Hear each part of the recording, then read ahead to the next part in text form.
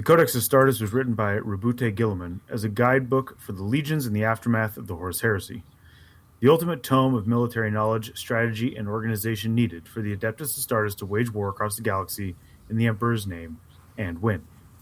But it has also been used as a means to control and limit the Space Marines, breaking the mighty legions into far less formidable and easier to control chapters. The fear of the Adeptus Astartes in the wake of Horus's rebellion drove the breaking of the legions in the hopes no one man or demigod could ever wield such insurmountable forces again. With the return of Rabute Guilliman and the coming of the Primaris Marines, the chapters have swollen to great crusade-sized legions once more. However, before that, just how effective was the Codex at controlling the might of the Space Marines? This evening on Pod Save the Imperium, I'm joined by Adam and Danny to discuss that very question. Adam, let's start with you. Okay. I believe that the Codex Astartes didn't really control or curtail the Space Marines in regards to their power and their influence.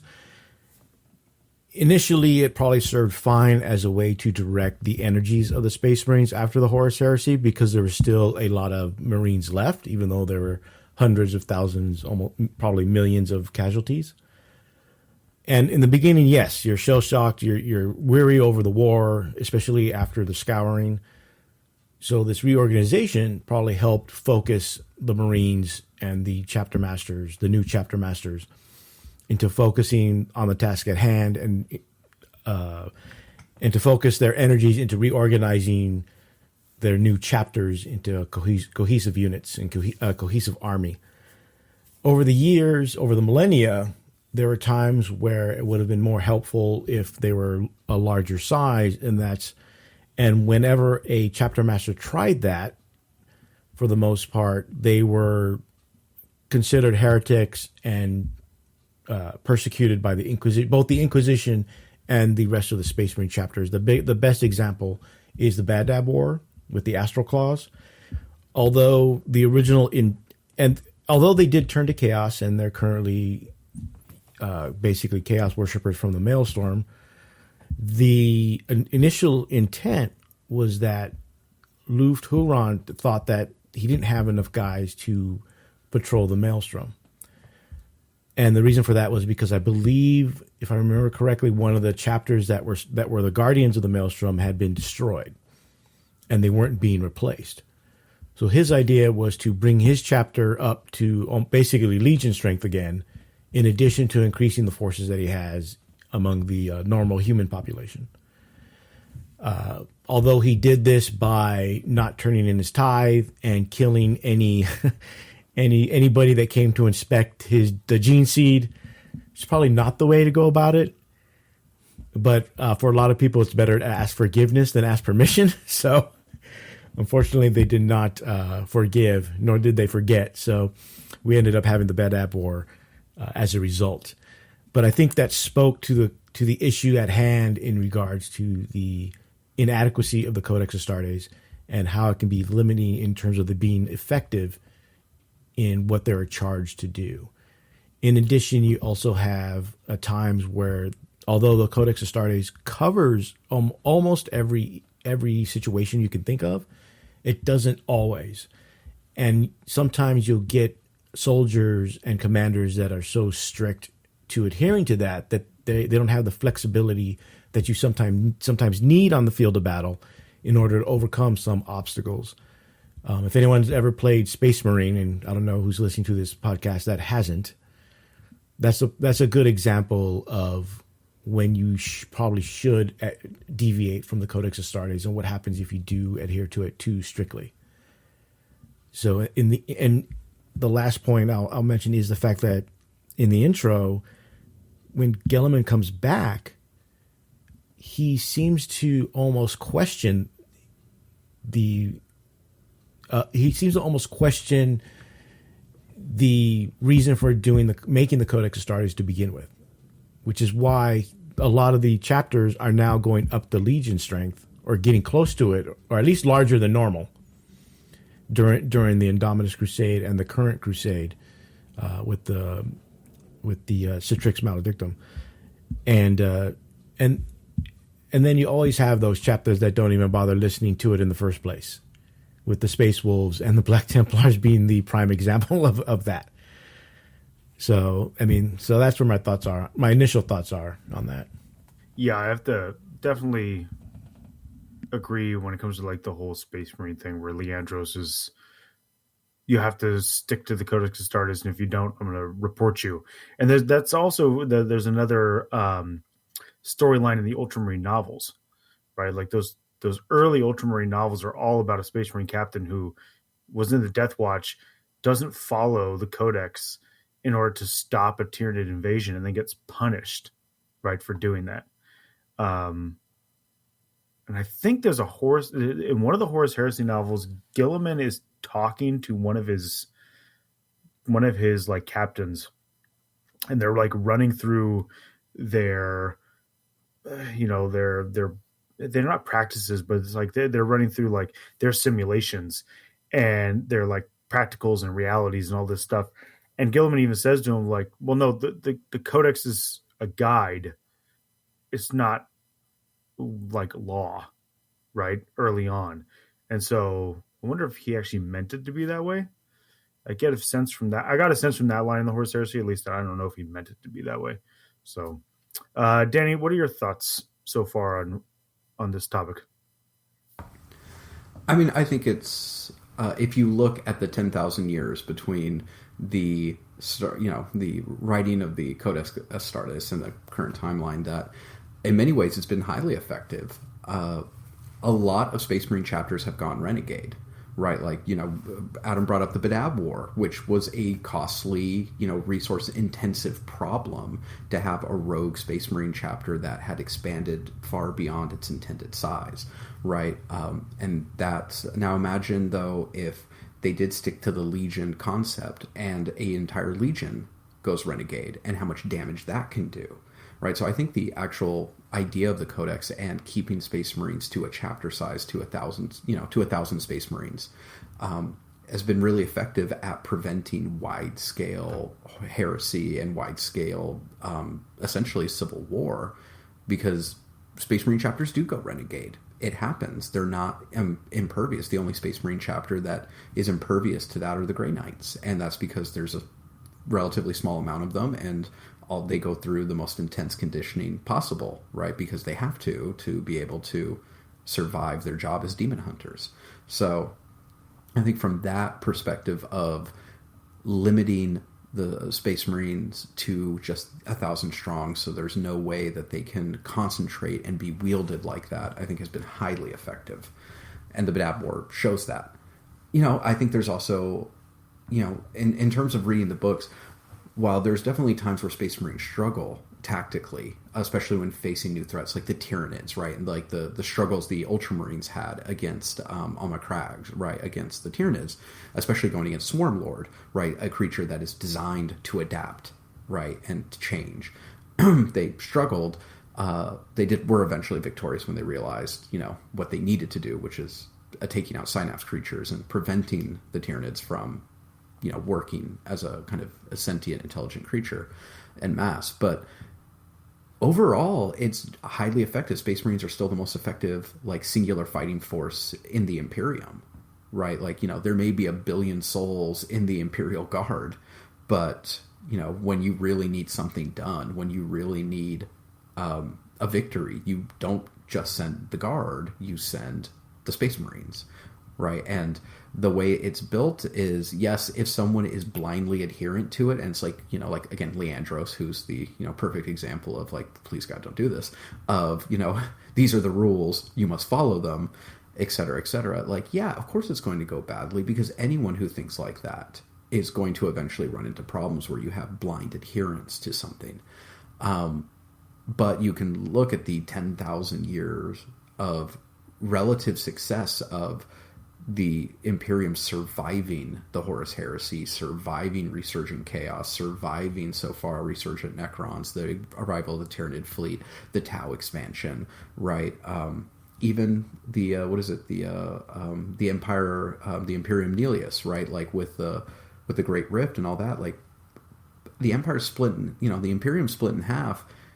And the isolated areas are, some of them are still able to hold out, mostly because there's Space Marine chapters nearby, right? Like, so clearly the Codex, and not just non-compliant ones like the Black Templars or the Space Wolves, right, or the Blood Angels, it's shows that it clearly, as a battlefield doctrine, the broad strokes of it and probably a lot of the minor details are highly effective as a fighting force, especially when you have 1,000 genetically modified post-humans, right, with the best armor and gear and weapons that the Imperium has to offer. Yeah, I can definitely see that side of the argument where, like, hey, it's worked for 10,000 years. Like, that's not a small blip of time, especially in, like, I mean, I understand it's a literary world, but I mean, that's fairly effective in terms of holding things together, limping along, I guess, because when Guilliman comes back, he's like, "What did you bring me back for this?" That kind of that way. Yeah. Guilliman definitely does not like the Imperium in the 41st century as opposed to the 30th century, right? But I mean, I think the line you brought up about Guilliman and, essentially being questioned about, like, well, this isn't what the Codex says, I think shows that, like, what the intent was, and I think most Space Marine chapters end up doing, which is, this is a guide. This is kind of every Primarch has a singular gift from the Emperor, essentially. Like, it has one of his great attributes, and Guilliman's really is logistics and organization, right? Like, it's that kind of bureaucracy, galaxy brain of, like, this is how to effectively utilize resources. And that's what the Codex teaches, right? How to effectively utilize resources in a battlefield environment. And so it's going to be right far more than wrong, but it also, even Guilliman would say, again, nothing is going to be ironclad. Nothing is going to stay, strict adherence, which again is why Guilliman does not like waking up in the 41st millennium, because a lot of the Imperium has become nothing but strict adherence to things they don't truly understand. And that's part of their problem, right? That's why they are struggling and failing. Yeah. When I think that also, like, some of I think it's with Badab accepted, the chapters who kind of said, to the Codex are, at least in the fluff, some of the more successful ones. Like, the Black Templars are highly effective because there are so many of them, right? But they're never, like, all together at once. Like, they're smart enough to still, like, stay broken up in their fleets, their crusade fleets, but, like, they're pretty effective. And another one that has been brought up a couple of times recently are the Dark Angels and their successors. And, like, even in the Codex, the most recent one, it talks about how they're very careful about it, but they work very closely together. Like, all the successors stay together. They all have, like, their inner circles, right? They all have their own Deathwing, Ravenwing. They all continue to act as if they are small chapters, when in reality they're very coordinated in many ways, including, like, all their rituals and stuff. And the High Lords of Terra even talk about at one point in the newer fluff how they're the only ones who could act as, like, a force that could push back against Guilliman. Like, if we don't like where Guilliman's going with, now that he has this whole legion again, because the Ultramarines are gigantic again, the only ones who can do that are the Sons of the Lion, because they're the only other group that acts in close concert with each other and still have that single-minded purpose like a legion would, right? So I think that, like, that's one that people forget about a lot, is that the Dark Angels, all their successors, and they got a bunch of them, including one that, like, they specifically requested be made, which was, like, out of the ordinary, right? So I think that, like, that's kind of an interesting thing to think about in terms of, like, was it successful or not? I mean, sure, but then on the other hand, also, some of the most successful chapters ignore it. Some of them ignore it completely, like the Black Templars and the Space Wolves. Adam, did you have follow-ups? Yeah, I think those examples of the Dark Angels, Black Templars, Space Wolves, the Carcharodons, especially in terms of the Carcharodons and the Black Templars, which are fleet-based chapters as opposed to a chapter that has a homeworld. I think in terms of an alternative to the Codex Astartes was maybe to make all the chapters more fleet based as opposed to having a home world. That way they could have still keep their legion status but not be so tied together. So the Dark Angels could have still had their successors, or what they call their successors. They could have still called them all Dark Angels, but maybe rename the individual chapters. Because if you look at the legions during the Horus Heresy, there were chapters which were a group of 1,000 Marines, and they just went off and did what they needed to do. They could have easily kept that and still have them be more fleet-based than stuck to a specific home world, and probably respond to any emergencies quicker than having to go through an astropath, wait for it to get to the planet, and then the planet has to contact whichever fleet is closer, and then hopefully they're not already doing something, and then have them go.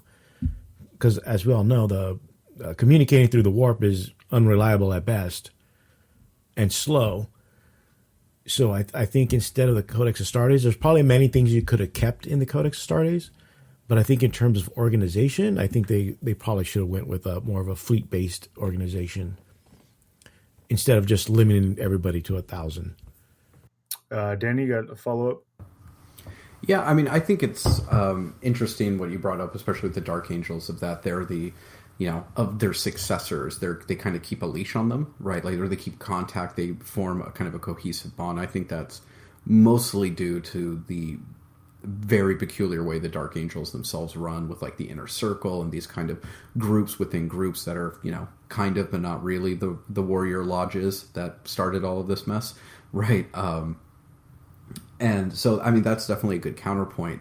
And I think it is interesting that within recent months, that lore has been brought up more and more directly, like as it relates to Guilliman. But I also think that reinforces the problem of, if you have Guilliman, who is a Primarch, but, has essentially a legion, again, with all of these Primaris Marines under his direct command, what happens if the Dark Angels do decide to back the Lords of Terra, and you all of a sudden have another Imperial Civil War, right, with two legion-sized forces going at each other? That's just massive bloodshed and chaos, right? Like, and I think that's the danger, right, of what could happen. Like, that's not, that shows that's definitely not a feature. That's a bug, right? But I do think Adam's point is correct in the sense of, it does limit the opportunity for these things if you have more chapters, even if they are larger, being fleet-based, because they are spread out. They're not, kind of beholden to a single world, a singular culture. We've seen this a lot, again, in the more recent Indominus storyline of kind of all these new successor chapters being founded in the Ultima founding, and most of them are fleet-based because they have to be, right? There's not a home world. They're just Primaris who have been de-thawed, right, and put out there. So you just basically give them a bunch of ships and be like, cool, you're a chapter now, get to work. And that is very helpful for a variety of logistical reasons. So, I mean, I don't think the Codex Astartes is perfect. But again, if you to count the Dark Angels right now currently as essentially a Legion-sized force, and the Ultramarines as a Legion-sized force, that's all well and good when things are fine. But again, what if there is a conflict between the two, and now you basically have a massive war on your hands that is going to break contain real quick? Yeah, I think if there's a conflict between the two, you have to have Cypher take the lion's sword back to him on the rock so he wakes up, right? And then hope that the lion takes Guilliman's side. Cypher's trying to get to the Emperor and get so close, and then Guilliman's like, "Nah, dog, nah." Yeah. Oh, you mean you want to arrest this guy? That's cool. That's one of my favorite scenes. Yeah, sure, you can come with me to Terra. Hey, we're at the Custodes and we're gonna prison him. Nah, that's probably fine. Yeah, that's definitely one of those. Oh yeah, like Cypher's like, oh, it's Guilliman. He's such a Boy Scout. He would never break his word to me. Yeah, I didn't. I took you to Terra. I didn't say anything else. What the Custodes do is not my call. Exactly. It's a really good point you bring up about like the whole like, well, now you have Civil War 2.0 on your hands, right? If you count them as a Legion force, which I think a lot of people probably do, like especially the High Lords do. So a lot of the stuff in 40K fluff, right, and Heresy fluff has certain historical parallels, right? So I was trying to think of like what historical parallel is there for the breaking of the Roman legions, if that's what those legions of the Astartes are supposed to be? Like, they didn't really break them up, was what I was thinking of. And then I was like, well, you kind of have the Eastern Empire limping along for a while, right? And they still had Yeah. quote unquote legions, but they didn't fight like legions. They didn't look like the legions of Rome, the original ones, right?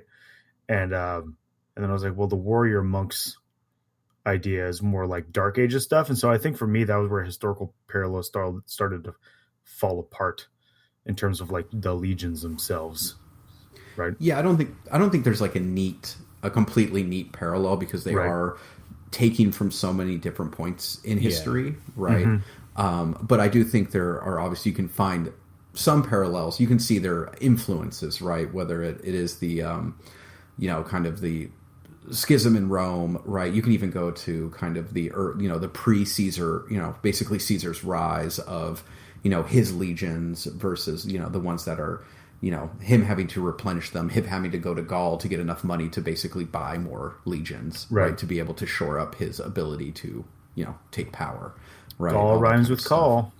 Yep.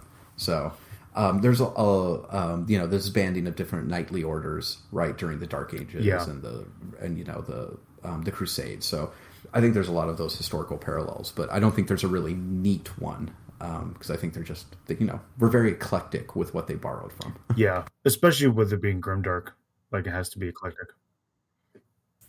The legions were only split to cover basically the borderlands. Mm-hmm. And then they would call them together, I believe, when they were needed for, like, whether it was a civil war or a war with another nation. So that's the only instance I can think of them being split, was to split into the different provinces to control the border. Right. If there was more than one, if there was only one legion in that particular area. Yeah, like the wall on the Rhine, and then Hadrian's Wall in the north, and yeah, like they only had one legion in Africa to cover their but in the Middle East they had like 3 or 4. Yeah.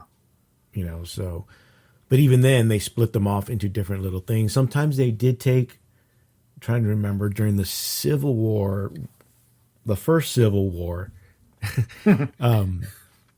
Not the 10th or 100th. I think they did split, but I can't remember. And you had Caesar and Pompey raising basically the same numbered legions, I believe, or at least the same legion from the same area, with maybe a different number. But they weren't necessarily split to begin with. They just different time period of raising the legions. Yeah. So I don't think there's anything. Yeah, I don't think there's anything, like Danny said, clear cut in terms of splitting a unit up and then bringing them all back together for whatever purpose, right? Like they have in the 40K. The Blood Angels are also a good example of what Danny was talking about, or what you were talking about with the Dark Angels, with the the successors. With the what was it, the one with Leviathan, where they had to call the successors back? Oh yeah, they called them all back to protect Baal. That's true. That's a good point too. Yeah, I didn't think about that one. So I think that the progenitors all have that ability to call all the wayward sons home. Some more than others, because I know Space Wolves don't have too many. I think we were talking about earlier in the day where Salamanders don't have very many. Right. But obviously Ultramarines has a bunch because they were the largest. So, but yeah. And the Fists. Yeah, the Fists have a lot too. All right. Final thoughts. Danny, final thoughts? I don't know. For me, I think the Codex Astartes was probably a really good idea.